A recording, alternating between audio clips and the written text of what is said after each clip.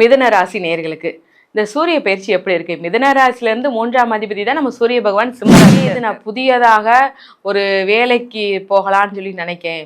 இந்த வேலைக்கு நான் ரொம்ப நாளா நான் வெளியூர் பயணம் பண்ணணும்னு நினைக்கிறேன், இல்லை ஃப்ரெண்ட்ஸுங்களோட வெளில போகணும்னு நினைக்கிறேன், இல்லை ஃபேமிலி டூர் எந்த ஒரு ஊட்ட இருந்து நான் விலகி இருக்கணும் அப்படின்னு சொல்லி கேட்டிங்கன்னா, மிதுன ராசிக்காரங்களான நீங்கள்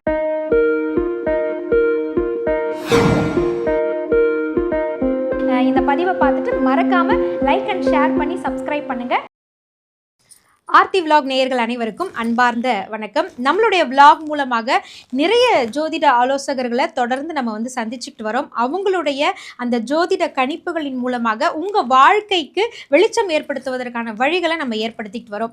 இந்த பதிவை பார்த்துட்டு இருக்கக்கூடிய நீங்களும் ஒரு ஜோதிட ஆலோசகர் இருப்பினும் எனக்கு மக்களுக்கு வழிகாட்டுவதற்கான ஒரு வாய்ப்பு கிடைக்குமா அப்படின்னு நீங்கள் தேடிட்டு இருக்கீங்கன்னா நிச்சயமாக ஆர்த்தி விலாக் மூலமாக நீங்கள் பங்கெடுக்க முடியும்.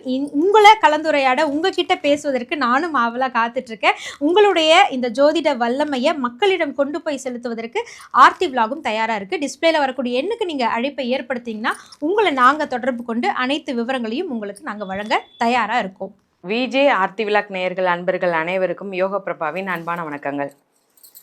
இந்த பதிவில் நம்ம எதை பற்றி பார்க்க போகிறோம் அப்படின்னா, சூரிய பயிற்சி. அதாவது கிரகங்களின் முதல் தலைவன் யார் சொல்லுவோம்னா நம்ம சூரிய பகவானை தான் சொல்லுவோம். அந்த சூரிய பகவான் ஒவ்வொரு மாதத்திலுமே பார்த்திங்கன்னா பயிற்சி ஆகிறார். ஒரு ராசியிலேருந்து இன்னொரு ராசிக்கு பயிற்சி ஆகிறார். அப்படி பயிற்சி ஆகும்போது ஒவ்வொரு ராசிக்கும் சில மாதிரியான மாற்றங்களை ஏற்படுத்தி தராரு. முதல்ல பொதுவாகவே இவர் என்ன மாதிரியான மாற்றத்தை கொடுக்குறாருன்னு பார்த்தீங்கன்னா, அரசு சம்மந்தப்பட்ட அனைத்து முடிவுகளுக்கும் ஒரு பெரிய காரணம் யாருன்னு தெரியுமா? நம்ம சூரிய பகவான் தான். ஏன்னா அரசு வேலைக்கு எல்லாத்துக்குமே ஒரு காரகர் இவர். அப்படி இருக்கிற ஒரு அரசு வேலைக்கு அனைத்துக்குமே காரகர் நம்ம சூரிய பகவான். ஸோ இந்த டைமில் இந்த மாதம் அதாவது முதல்ல பார்த்திங்கன்னா ஆகஸ்ட் மாதம் 17ஆம் தேதி தான் சூரிய பகவான் நம்ம கடகராசியிலேருந்து சிம்ம ராசிக்கு வராரு. அப்படி வரும்போது முதல்ல அவர் என்ன மாதிரியான பொதுவான ஒரு மாற்றத்தை கொடுக்குறாரு அப்படின்னா, அரசு சம்மந்தப்பட்ட சில முக்கிய முடிவுகள் எடுக்கப்படக்கூடிய ஒரு அமைப்புகள் இருக்குது. அரசு சம்மந்தப்பட்ட நிறைய விஷயங்கள் பார்த்திங்கன்னா பெண்டிங் ஆகி, பொதுவாக ஒரு பாலம் கட்டுறதா இருக்கட்டும், இல்லை எந்த ஒரு குடிநீர் சம்மந்தப்பட்ட பிரச்சனைன்னு சொல்லி நிறைய பிரச்சனைகள்லாம் பொதுவான பிரச்சனைகளாக இருக்கும். அந்த பிரச்சனைகளுக்கு அனைத்துக்குமே ஒரு முடிவுக்கு வரக்குண்டான அமைப்பை இந்த மாத தொடக்கத்திலேருந்தே பார்க்க ஆரம்பிச்சிருவாங்க. ஏன்னா இது எல்லாமேவும் சூரிய பகவானுடைய காரகனால அரசு சம்மந்தப்பட்ட எந்த ஒரு முடிவுமேவும் ஒரு தடையாக நிற்கக்கூடாது, அதை முடிச்சிருவோங்கிற ஒரு ஆட்டோமேட்டிக்காக அந்த சூரிய பகவானுடைய ஆற்றல்னால முடிச்சிருவாங்க. இன்னொன்று புதிய முடிவுகள், புதிய மாற்றங்கள் கொண்டு வருவாங்க. புதிய நிறையா விஷயங்களில் நம்ம ஆச்சரியப்படும் வகையான நிறைய மாற்றங்களை இந்த மாதத்தில் நம்ம பார்க்கலாம். பொதுவான ஒரு காரகத்தை வச்சு என்ன பலன்கள் சொல்லி பார்த்துட்டோம். இது ஒவ்வொரு ராசிக்கும் என்ன மாதிரியான மாற்றத்தை கொடுக்குறாரு. முதல்ல சூரிய பகவானுக்கு ஒரு பார்வை, அவர் 7ஆம் பார்வையாக பார்ப்பார். இப்போ சிம்மராசியில் இருக்கார் அப்படின்னா அவருடைய 7ஆம் பார்வையாக கும்பராசியை பார்ப்பார். அப்படி அவர் பார்க்கும்போது ஒவ்வொரு ராசிக்கும் மாறுபடும். அதாவது என்னென்ன பாவகங்கள்னு சொல்லி மாறுபடும். மேசராசிலேருந்து மீனராசி வரை அந்த மாதிரியான ஒவ்வொரு ராசிக்கும் என்ன மாதிரியான மாற்றத்தை கொடுக்குறாரு, எதில் கவனமாக இருக்கணும்னு சொல்லி சொல்கிறாரு அப்படிங்கிறது மட்டும் இல்லாமல் என்ன மாதிரியான வாழ்வியல் பரிகாரம் நல்லாயிருக்கும், இல்லை என்ன மாதிரியான வழிபாடு பண்ணலாம் அப்படிங்கிறத பற்றியும் முழுசாக பார்க்கலாம். தொடர்ந்து பதிவை பார்த்துக்கிட்டே வாங்க. இந்த சூரிய பயிற்சியில் நம்ம மெயினாக ஒரு விஷயம் பார்க்க போகிறோம். ஒவ்வொரு ராசினருக்குமே பார்த்திங்கன்னா சில உறவுகள்கிட்ட இருந்து விலகி இருக்க வேண்டிய அவசியம் இந்த சூரிய பயிற்சியில் இருக்குது. அது என்ன உறவு, எதனால் அப்படிங்கிற விஷயத்தை மட்டும் தொடர்ச்சியாக நம்ம பார்த்துக்கிட்டே வருவோம். பதிவு ஃபுல்லாக பாருங்கள். மிதுன ராசி நேயர்களுக்கு இந்த சூரிய பயிற்சி எப்படி இருக்குது? மிதுன ராசிலேருந்து 3ஆம் அதிபதி தான் நம்ம சூரிய பகவான் சிம்ம ராசியில் இருக்கார். அப்படி இருக்கிறவர் நம்மளுடைய 7ஆம் பார்வையாக 9ஆம் இடத்தை பார்க்குறாரு. முதல்ல பார்த்திங்கன்னா அந்த 9ஆம் இடம் என்ன இடம்? பாக்கியஸ்தானம். அதாவது எந்த வகையிலையும் ஒரு வருமானத்திற்கோ ஒரு பணத்திற்கோ தங்கு தடையில்லாத ஒரு மாற்றத்தை கொடுக்குது. புதிய முயற்சிகள் அனைத்துமே ஒரு வெற்றியை கொடுக்குது. நான் புதுசாக ஒரு தொழில் பண்ணணும்னு நினைக்கேன், அது இந்த காலகட்டம் கரெக்ட் தானா அப்படின்னு கேட்டால் சரிதான், நீங்கள் அழகாக அந்த தொழில் ஆரம்பிக்கலாம். இது நான் புதியதாக ஒரு வேலைக்கு போகலான்னு சொல்லி நினைக்கேன், இந்த வேலையை நான் தொடங்கலாமான்னு கேட்டால் நிச்சயமாக நீங்கள் தொடங்கலாம். இது எல்லாமே உங்களுக்கு ஒரு பெரிய ஒரு ப்ளஸ் பாயிண்ட்டாக இருக்கும். உங்களுக்கு அதுவும் இந்த சூரிய பயிற்சியில் நீங்கள் பண்ணீங்கன்னு நினச்சிக்கோங்களேன், எல்லாம் பல மடங்காக நல்லா பெருகும். ஒரு பெரிய என்ன சொல்லலாம்னா ஒரு பெரிய ஒரு மாற்றத்தை ஏற்படுத்தி தரும், ஒரு வெற்றியை ஏற்படுத்தி தரும். அதுதான் இந்த சூரிய பகவானுடைய சூரிய பயிற்சி காலம் உங்களுக்கு ஏற்படுத்தி தருது. அடுத்து வந்து பார்த்தீங்கன்னா உங்களுக்கு சில பயணங்கள் வந்து ஏற்பட போகுது. அந்த பயணங்கள் உங்களுக்கு ஒரு என்ன சொல்லலாம், உங்க வாழ்வியல ஒரு மறக்கவே முடியாத ஒரு பயணமா இருக்க போகுது. இல்ல நான் ரொம்ப நாளா வந்து நான் வெளியூர் பயணம் பண்ணணும்னு நினைக்கிறேன், இல்ல ஃப்ரெண்ட்ஸ்களோட வெளில போகணும்னு நினைக்கிறேன், இல்ல ஃபேமிலி டூரா போகணும்னு நினைக்கிறேன் அப்படின்னு சொல்றவங்களுக்கு இந்த காலகட்டம் இந்த பயணத்தை ஏற்படுத்தி தரும். தந்தை வழி மூலமா ஒரு ஆதாயம், தந்தை வழி மூலமா ஒரு பெரிய அனுகூலம் கிடைக்கக்குண்டான அமைப்பு நிச்சயமா இருக்கு. தந்தை வழி மூலமா சில சொத்துக்கள், இந்த மாதிரியான நிறைய மாற்றங்களை ஏற்படுத்தி தராரு நம்மளுடைய சூரிய பகவான்.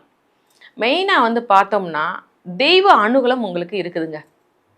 என்ன காரியனாலும் தொடங்குப்பா, நான் உனக்கு சப்போர்ட்டாக இருக்கேன்னு சொல்லி உங்களுக்கு தெய்வ அனுகூலமே உங்கள் கூட இருக்குதே, வேறு எந்த பிரச்சனையுமே கிடையாதே.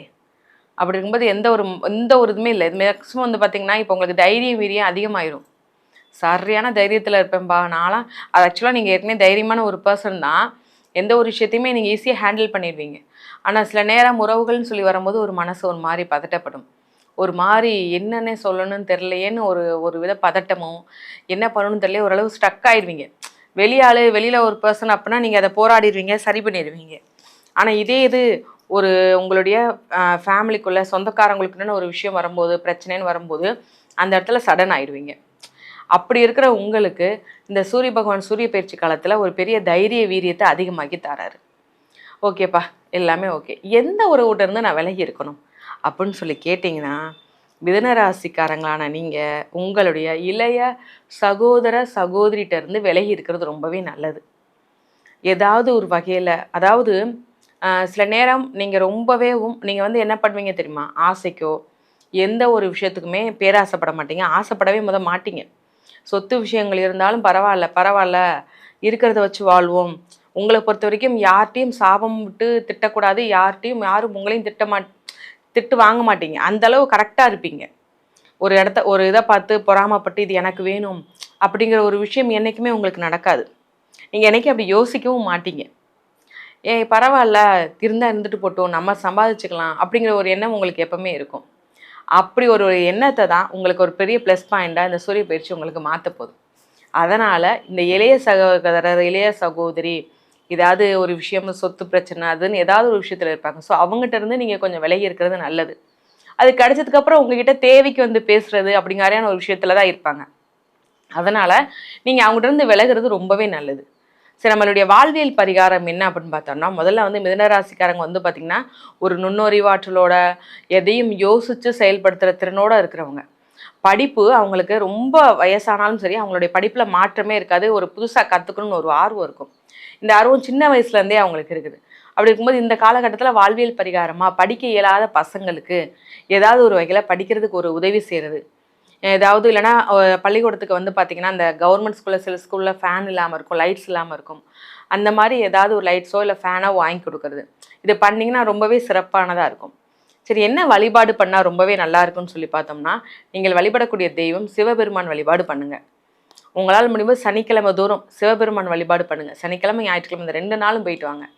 சரிங்களா? கண்டிப்பாக ஒரு காலையில் நேரத்துக்குனாலும் சரி, இல்லை ஈவினிங் நேரம் சரி, கரெக்டாக போய் ஒரு 1/2 மணி நேரம் கோயிலில் உட்காந்து எந்திரிச்சிட்டு வாங்க. உங்களுக்கு இருக்கிற அந்த மன பயம், அந்த மன பதட்டம், சொந்தக்காரங்கன்னா அந்த ஒரு சின்ன பிரச்சனை எதுனா கூட உங்களால் தாங்க முடியாத ஒரு மனப்பதட்டம்லாம் சரியாகிடும்.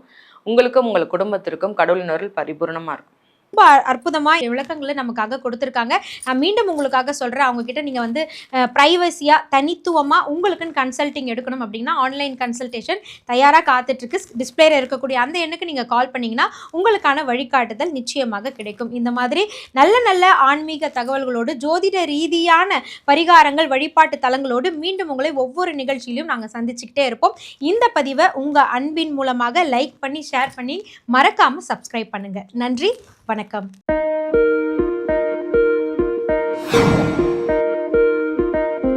இந்த பதிவை பார்த்துட்டு மறக்காம லைக் அண்ட் ஷேர் பண்ணி சப்ஸ்கிரைப் பண்ணுங்க.